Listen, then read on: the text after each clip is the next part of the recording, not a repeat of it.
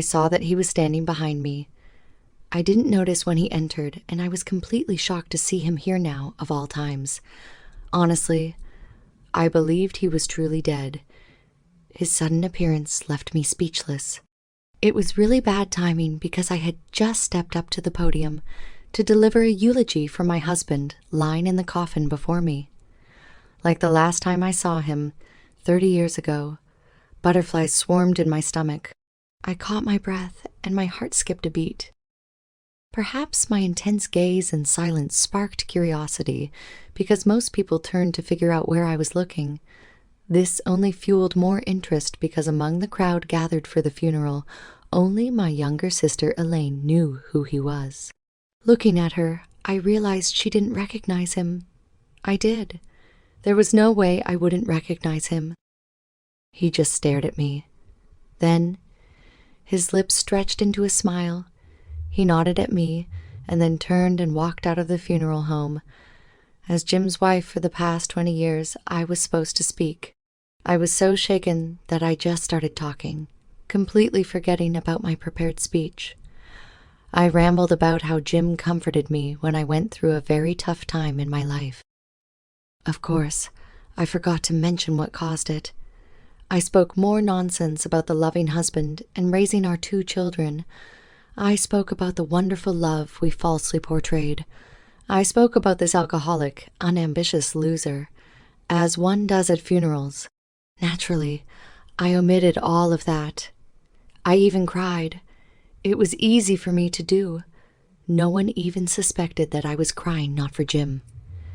I cried because I saw him. I played my role perfectly at the cemetery. I was the grieving widow who had just lost the love of her life. Truth be told, that was the case. It just wasn't Jim. I was actually relieved that he had finally left this life, and I was free from him. Unfortunately, I didn't know what a complete fraud he was until it was too late. By then, I had been married to him for a couple of years and raising our 2 children. Mallory was 5 when we got married. He adopted her. Kit came soon after our wedding. I did it because I wasn't going to raise my children alone, and I didn't have a choice. Finally, it was all over. Jim's casket was lowered into the grave. I threw flowers and a handful of dirt in. My children helped me step away from the grave to the waiting car. I accidentally looked to the right and saw that he was standing there. He stood a couple of 100 feet away from me, leaning against a tree. My sudden stop caught my children off guard. I stumbled as they continued moving and pulled me forward. Regaining my balance, I looked again and saw him leaving. "Bobby!" I shouted. I turned and tried to run. High heels in the grass didn't contribute to running. "Bobby! Please! Bobby! Stop! Please come back!" I yelled, trying to run. He didn't look back once. He kept walking. "Mom!" Mallory shouted, trying to stop me. "What are you doing?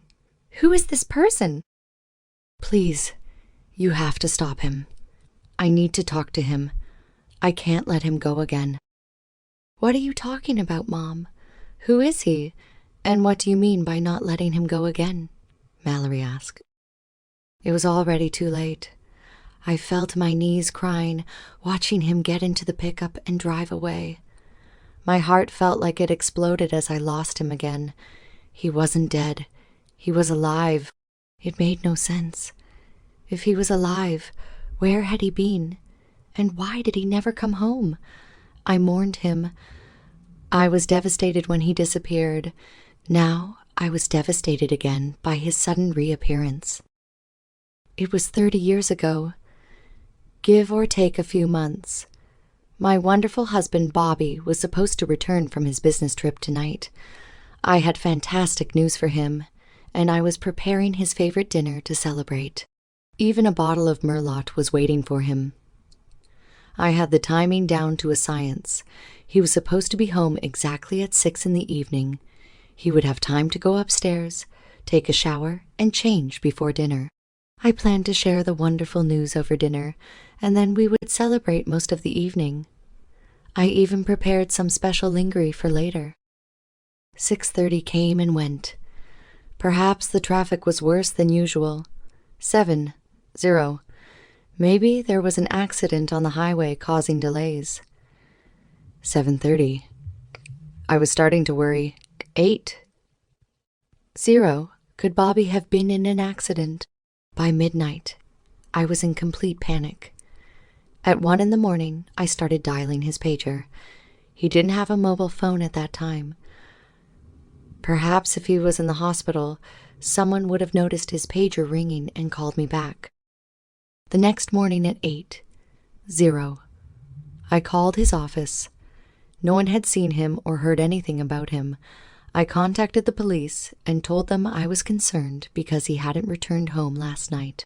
They had no information, and there were no accidents reported last night. I had to wait until the next day to file a missing person report. I spent the day calling all his friends and acquaintances that I knew of. Bobby had no remaining family. He was the only child, and his parents had died a couple of years ago. No one knew anything. I called my younger sister. I was in a panic, so she came to comfort me. I kept trying to reach Bobby. Early the next day, I was at the police station filing a missing person report. I didn't like many of the questions they asked. They hinted that Bobby might be cheating on me and just stopped at his lover's house. I knew Bobby would never cheat on me. For the next few weeks, I was in agony.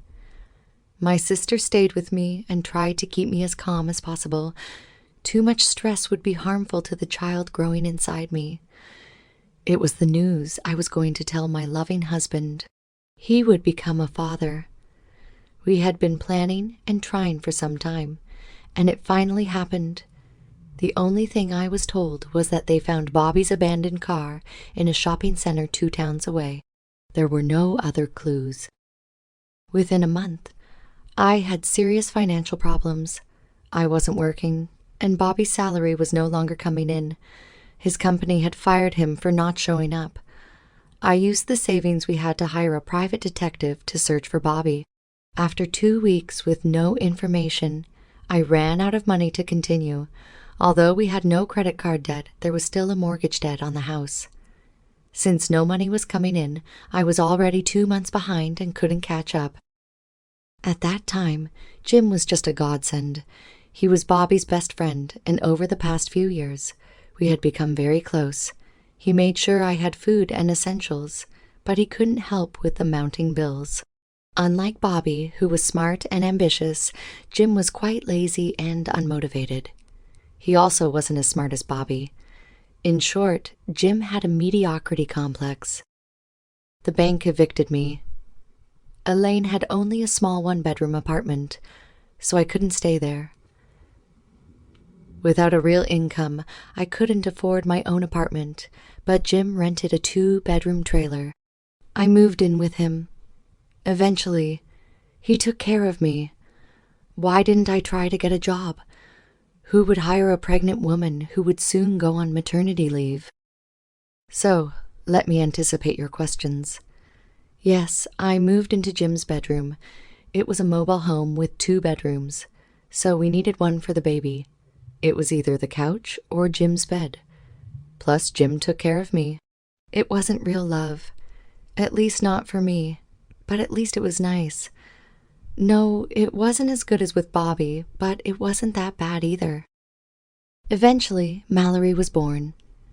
We scoured all the thrift stores and garage sales in the area, buying everything we needed for the baby. I'll say one good thing.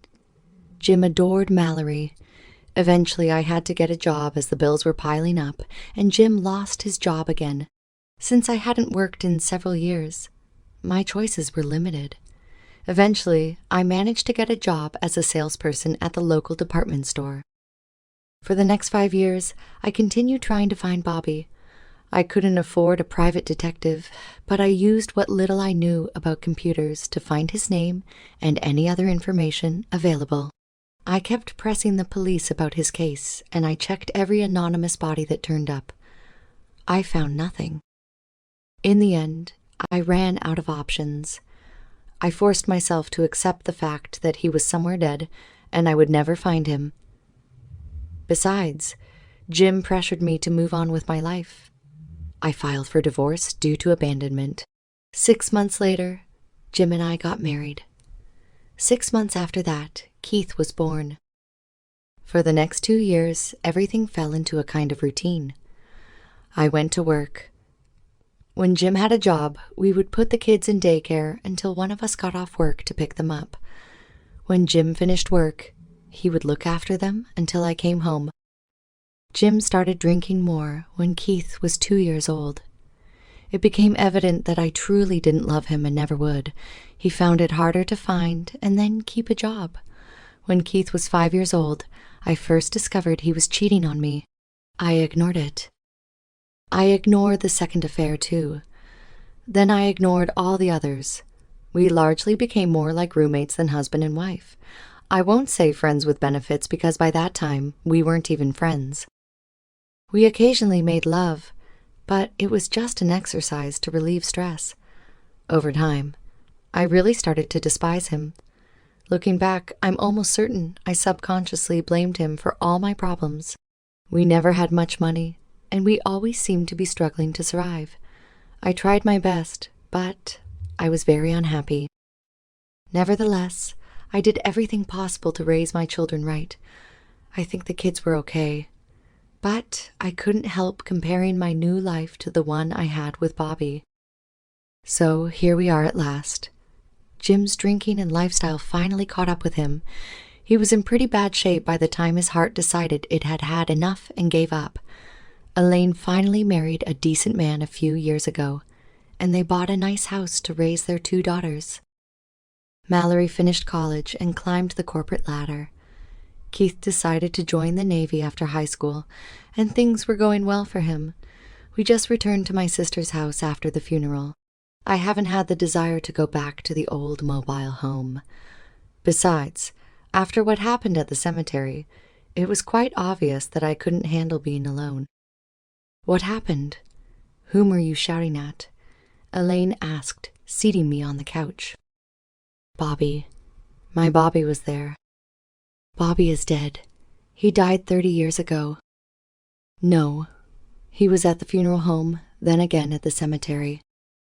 Listen, Ellie, it's been a long, tense day. It was just your imagination. Losing a husband after 25 years, your mind is playing tricks on you, conjuring up images of the past. You just want to believe that Bobby is there and will come back for you. No, he was there. He's still alive. He smirked at me as if he knew something I didn't. Mom, who is he?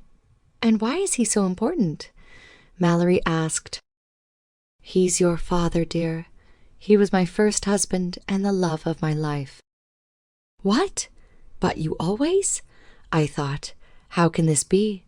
She stuttered. Well, where has he been all this time? Keith asked. I don't know. He just never came home one day. We all thought he was dead. It took a week before I could force myself to return to the mobile home. I knew Bobby was somewhere out there. Everyone else thought I was just imagining things. No one could explain the man in the back of the funeral home, but they didn't believe it was Bobby. I knew differently. Life returned to a kind of normalcy, as normal as possible anyway.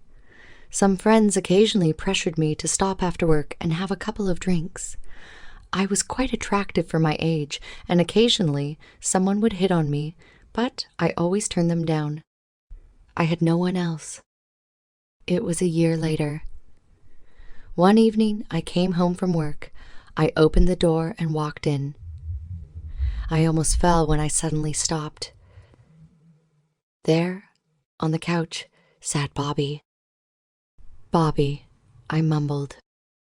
Hi, Ellie. Ellie. You're here? That's right.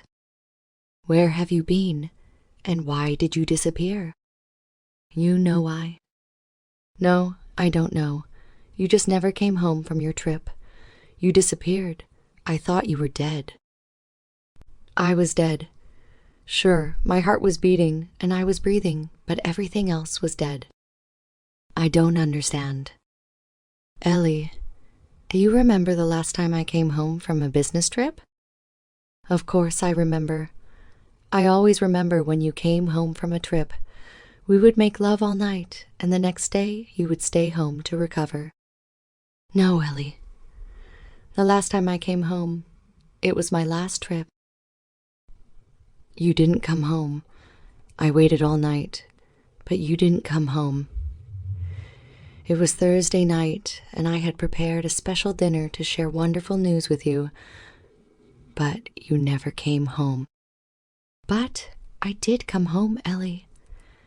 I asked if you remembered, but you don't. You don't remember how I came home because I came home on a Wednesday, not Thursday. Now, do you remember? He told me what happened after he returned home and found me in bed with Jim. He described the pain he felt due to our betrayal. He told me how his spirit died right then and there, and how he walked away. He spoke about the 2 years he spent on the streets before waking up from his sorrow and moving on. He told me how he felt like he had lost everything that was dear to him, especially when he overheard me telling Jim that he was the real father of our daughter. He said he started hiding his name and took his mother's maiden name while creating a new life for himself. He changed jobs and constantly moved from place to place. He kept track of my life out of curiosity. He knew about the divorce from a public announcement in the newspaper. A few years later, he met another woman and eventually got married. They had 3 children who were almost grown by that time. The guilt overwhelmed me, and I couldn't bring myself to tell him the one crucial thing I needed to. I just couldn't inflict more pain on him. When he left, I just shut myself off from remorse and sorrow. It was 2 days later when my sister found me in a catatonic state on my couch. I hadn't moved since Bobby left that evening. I couldn't force myself to act. I was severely dehydrated and hadn't eaten anything. She couldn't get me to respond. I just sat there, staring into space. Eventually, she called Mallory to help her get me into a car and take me to her home. My clothes were disheveled, so Mallory grabbed a couple of changes and followed Elaine home. Together, they washed and dressed me in underwear and the sportswear Mallory had brought. Then, they sat me on the couch. They managed to pour a bit of water into my mouth for me to drink. The only reaction I had was a random tear running down my cheek. I sat there for several hours before finally starting to come to. Ellie, Elaine asked, "My God, what happened to you?" It was Bobby. He came to me. You mean in a dream? No. He was at my house when I came home. Ellie, Bobby is dead. You have to accept that. He's not dead. At least not physically. He knew. He caught me, and I never knew. What do you mean he caught you, Mom? Mallory asked. He came home, and I never saw him again. I didn't know. I don't understand. You waited all night and never saw him come home? No, not that night. He came home the night before. He came home a day early, and I didn't see him. What are you talking about? I had an affair with Jim. Bobby came home a day early and saw Jim sleeping with me in our bed. We didn't even notice. He overheard me telling Jim that he was the real father of Mallory. Bobby just quietly left and disappeared. He was alive all this time. He just left me. So where was he all this time? Hold on a moment. So, if you had an affair with Jim back then, why did you tell me that Bobby was my father? You always told everyone that Jim was my biological father. I said that because it was easier. Jim was helping us, and it made him happy. Either way, the chances were 50-50. I didn't tell anyone that a few years ago I had a DNA test and it confirmed that you are Bobby's daughter. Mallory. I was leaving the grave after my mother's funeral. Mom was never the same after Bobby talked to her that night. As far as I knew, she never heard from him again. I tried to find him and talk several times, but in vain. Mom never dated anyone. She had proposals, but she turned them all down. She stopped living and just existed. Even being around grandchildren barely lifted her from sorrow. I overheard her mumbling once that she wished to share this time with her husband. I knew she wasn't talking about Jim. I was returning to the car with my husband and 3 kids when I saw him. He was older than I remembered, but that was to be expected. Telling my husband I'd be back in a moment, I turned and walked up to him. "Are you Bobby?" "Yes," he replied. "Why are you here?" "Isn't it obvious? She was my other half. I always loved her and always will." "Then why did you leave?" "Do you love your husband?" "Of course." Imagine one day you come home and find him in your bed with your best friend. Then imagine she tells him she's pregnant with his child. What would you do? I had no answer to that. They were the 2 people in this world I could count on for everything. They destroyed everything I believed in. I had to leave before I destroyed myself and them too. Eventually, I went through it, but it took a couple of years. Now I have a different life. I have a wife and 3 adult children. I had to come to pay respects to the woman who once meant more to me than life itself. I regret your loss, and though I haven't said it before, I also regret the loss of your father a few years ago. With these words, he turned to leave. I reached out to stop him. When he turned, I said, "Mom lied. My father didn't die, and I would like the chance to get to know him a bit." A sad smile appeared on his face. He took my hand and gently removed it from his shoulder. "To be a father, it takes much more. You look like a wonderful lady. Your parents obviously raised you right. It's best not to disturb a sleeping dog. Now that my Ellie is gone, perhaps I can finally find peace. Goodbye, Mallory. May you and your husband have a long and happy life together." With these words, he walked away. I never saw him again.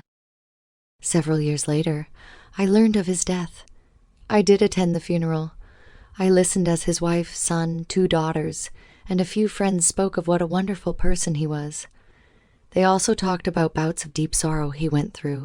He never spoke about the reasons for his sorrow, but he would come to himself after a couple of days. No one mentioned his life before coming to this town, and no one seemed to know anything about his past. I stayed in the back seat not to intrude. It was late in the evening. The funeral had long concluded, and workers were already filling his grave. I sat on a small bench near his grave, crying over the losses caused by the foolishness of 2 people long ago. If my mother and my father's best friend hadn't had an affair. "Are you okay?" A female voice behind me spoke. Turning around, I saw it was Bobby's daughter. "I will be," I replied. "I saw you at Dad's funeral, but I don't recognize you. How did you know him?" Honestly, I barely knew him. I actually talked to him only once in my life. I asked for the chance to get to know him better, but he declined. If you talked to him only once, why did you come to his funeral? Do you remember his bouts of sadness? They were, at least in part, caused by me. You see, I talked to him at my mother's funeral. He was married to my mother, but thought I wasn't his daughter. I came to the funeral to pay respects to my biological father. 2 people succumbed to their desires. The pain they caused turned into decades of sorrow for themselves and others. My mother and father spent decades regretting the destruction of their marriage, the loss of a deep friendship, and the loss of my mother's only true love. My father suffered the loss of his second half, best friend, and daughter. Now I suffer from never truly knowing my father.